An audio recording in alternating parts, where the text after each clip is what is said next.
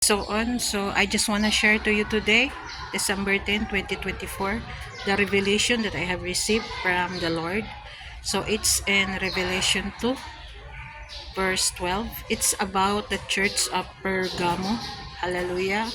Ang sabi doon, nalalaman ko na nakatira ka sa dating luklukan ni Satanas, kung saan pinatay ang lingkod kong si Antipas. So, I will make an interpretation about the luklukan ni Satanas. So, it refers to the church or the person or the people na nung hindi pa nakakilala kay Christ, na ang dating nakaupo sa kanilang puso. So, ang original na luklukan ni Satan ay ang iyong puso. You know why igsoon? It is written in the Bible that nagmula sa puso ng tao ang desire ng pagpatay, pangangalunya, pagnanakaw, at kung ano-ano pang kasuklam-suklam na pita.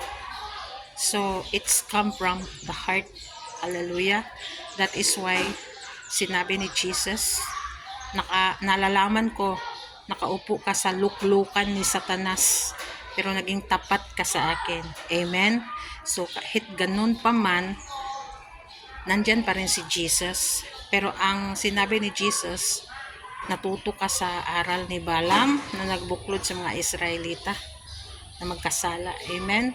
So, igsoon, ang trono ni Satanas, nung hindi ka pa tumanggap ni Kristo, nung hindi mo pa siya pinaupo, ay ang puso mo, ang imong kasing-kasing, ang trono ni Satanas nung hindi mo pa nakilala si Jesus.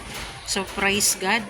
Ang nais lamang ng Panginoon ay maging siya lamang ang paupuin mo sa trono ng iyong puso.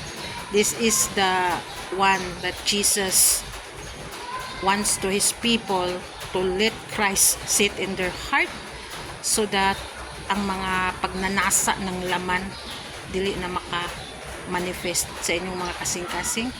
Amen. It makes sense, igsoon. Glory to God. Amen.